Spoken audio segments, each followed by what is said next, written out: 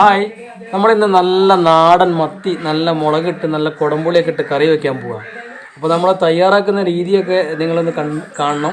അത് പ്രത്യേക രീതിയിലൊക്കെ തന്നെയാണ് അതിന് തയ്യാറാക്കി എടുക്കുന്നത്. അപ്പോൾ നിങ്ങൾക്ക് ഈ വീഡിയോ ഇഷ്ടപ്പെടുന്നു വിചാരിക്കുന്നു. ഇഷ്ടപ്പെടുകയാണെങ്കിൽ ലൈക്ക് ചെയ്യാനും ഷെയർ ചെയ്യാനും കമൻറ്റ് ചെയ്യാനും മറക്കരുത്.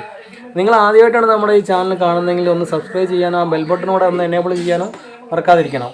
അപ്പോൾ നിങ്ങൾക്ക് എല്ലാവർക്കും മേബി ക്രൂവിൻ്റെ പുതിയൊരു വീഡിയോയിലേക്ക് സ്വാഗതം. അല്ലയാ കൂടെ കാണണം.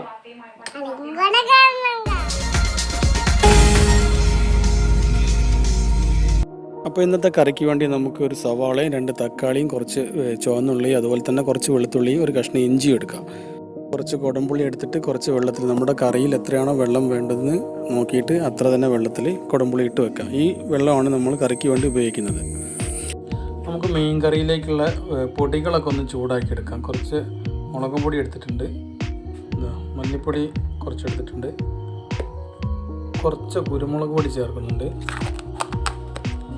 വളരെ കുറച്ച് പെരിഞ്ചീരകത്തിൻ്റെ പൊടി കൂടെ ചേർത്ത് കൊടുക്കുന്നുണ്ട്.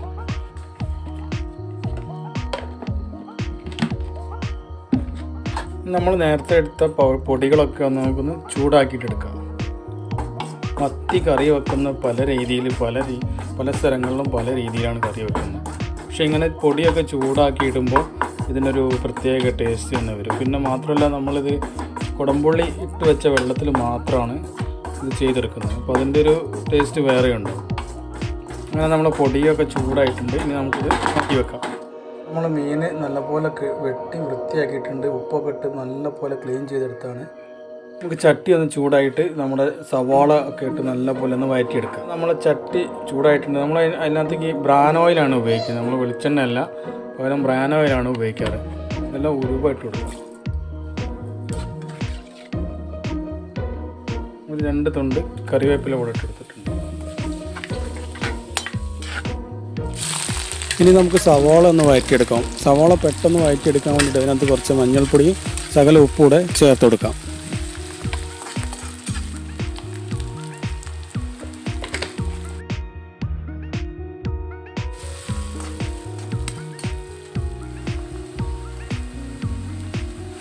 ഇനി ഇതിലേക്ക് നമ്മൾ നേരത്തെ ചതച്ച് വെച്ച ഇഞ്ചി, വെളുത്തുള്ളി, അതുപോലെ ചുവന്ന ഉള്ളി നമ്മുടെ പേസ്റ്റ് അതുകൂടെ നമ്മൾ ചേർത്തെടുത്തിട്ടുണ്ട്. ഇനി ഇതിൻ്റെ ഈ പച്ച മണമൊക്കെ ഒന്ന് മാറിയിട്ട് വരട്ടെ.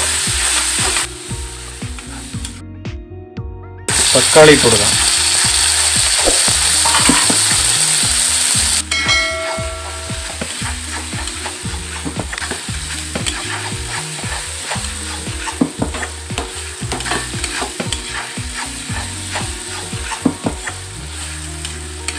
ഇപ്പോൾ നമ്മുടെ തക്കാളിയും സവാളയൊക്കെ നല്ലപോലെ റെഡി ആയിട്ടുണ്ട്.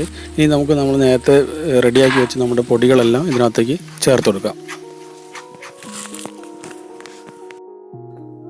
അങ്ങനെ നമ്മുടെ പൊടികളൊക്കെ ഇതാ മൂപ്പായിട്ട് വന്നിട്ടുണ്ട്. ഇനി നമുക്ക് നേരത്തെ തയ്യാറാക്കി വെച്ച് നമ്മുടെ കുടംപുളി ഇട്ട വെള്ളം ഇതിനകത്തേക്ക് ചേർത്ത് കൊടുക്കാം. വേറെ വെള്ളം ഒന്നും നമ്മൾ ഇതിനകത്ത് ചേർക്കുന്നില്ല. ഇത് ഇവിടുന്ന് ഒന്ന് തിളച്ചിട്ട് വരും. ഒരു തിളച്ചതിന് ശേഷം നമ്മുടെ മത്തിക്കുട്ടന്മാർ ഇതിനകത്തേക്ക് ഇറക്കി വെക്കാം. ശകലം ഉപ്പിട്ട് കൊടുക്കാം.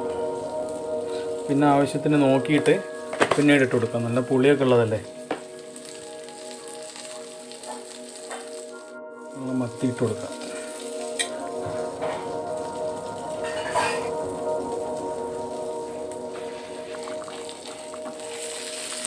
ഇനി നമുക്ക് നല്ലപോലെ അടച്ച് വെച്ചിട്ട് ഒന്ന് വേവിച്ചെടുക്കാം. നല്ലപോലെ ഒന്ന് തിളച്ചിട്ട് വരട്ടെ. അങ്ങനെ നമ്മുടെ മത്തിക്കറി ഇവിടെ റെഡി ആയിട്ടുണ്ട്. നല്ല പാകമായിട്ടുണ്ട്. വെള്ളമൊക്കെ ഉപ്പെല്ലാം നമ്മൾ നേരത്തെ ഇട്ടത് തന്നെ കറക്റ്റായിട്ട് വന്നിട്ടുണ്ട്. ഇനി ഇതിനകത്തേക്ക് നമ്മൾ ബ്രാൻ ഓയിലിൽ കുറച്ച് ചുവന്ന ഉള്ളി ചതച്ചിട്ട് ചേർക്കുന്നുണ്ട്. നിങ്ങളിത് വെളിച്ചെണ്ണയിലാണ് ഈ കറി ഉണ്ടാക്കുന്നതെങ്കിൽ നിങ്ങൾക്കിത് വെളിച്ചെണ്ണയിൽ ഇങ്ങനെ ചുവന്ന ഉള്ളി ചതച്ചിട്ട് ഇങ്ങനെ അവസാനം ചേർത്ത് കൊടുത്താൽ മതി. നിങ്ങൾക്ക് ഈ വീഡിയോ ഇഷ്ടപ്പെട്ടെങ്കിൽ ലൈക്ക് ചെയ്യാനും കമൻറ്റ് ചെയ്യാനും ഷെയർ ചെയ്യാനും മറക്കരുത്. അതോടൊപ്പം തന്നെ നമ്മുടെ ഈ ചാനൽ ആദ്യമായിട്ടാണ് നിങ്ങൾ കാണുന്നതെങ്കിൽ സബ്സ്ക്രൈബ് ചെയ്യാനും ആ ബെൽ ബട്ടണോടെ എനേബിൾ ചെയ്യാനും മറക്കരുത്. നല്ല നരിപ്പൻ സാധനം. അപ്പോൾ മറ്റൊരു വീഡിയോ ആയിട്ട് നമുക്ക് വീണ്ടും കാണാം.